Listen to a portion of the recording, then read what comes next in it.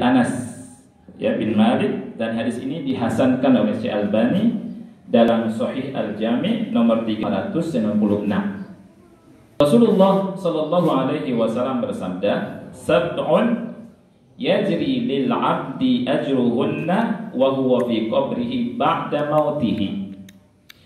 Ada 7 amalan yang pahalanya itu akan mengalir terus pada seorang hamba padahal ia berada di kuburannya setelah kematiannya.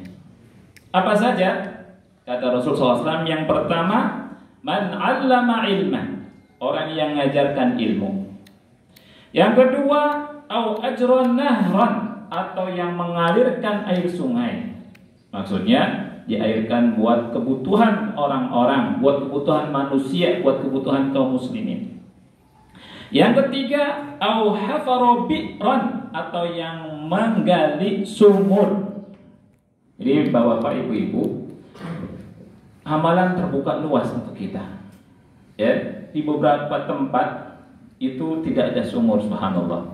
Itu banyak sekali orang yang cerdas, yang paling berakal berlomba-lomba gali sumur di sana. Buat apa? Buat kemaslahatan kaum muslimin, buat kemaslahatan umat manusia, bahkan makhluk Allah. Yang menarik, Bapak Ibu, dari Rasulullah SAW, kalau kisah dari Rasul ini tentu dari wahyu, bukan kisah fiktif. Tapi ini betul-betul nyata, karena Rasulullah SAW kalau ngomong bukan dengan hawa nafsu, tidak ngarang-ngarang, tapi kata Allah, wa ma yantiqu 'anil hawa in huwa illa wahyu yuha. Nabi Muhammad bicara dengan hawa nafsu, tetapi lewat wahyu yang Allah wahyukan kepadanya. Jadi yang keluar dari lisan beliau adalah wahyu.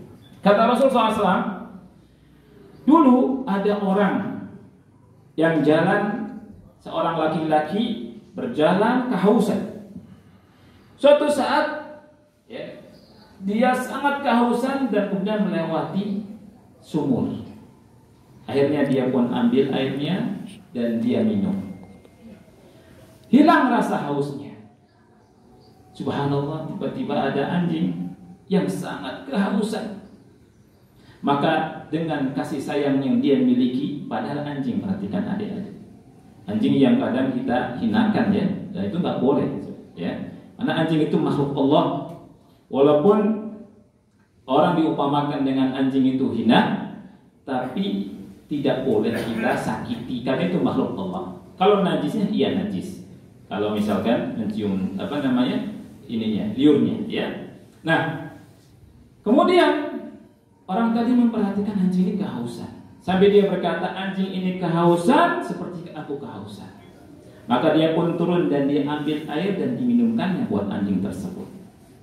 Kata Rasulullah SAW, Allah ampuni dia, subhanallah, dengan sebab itu.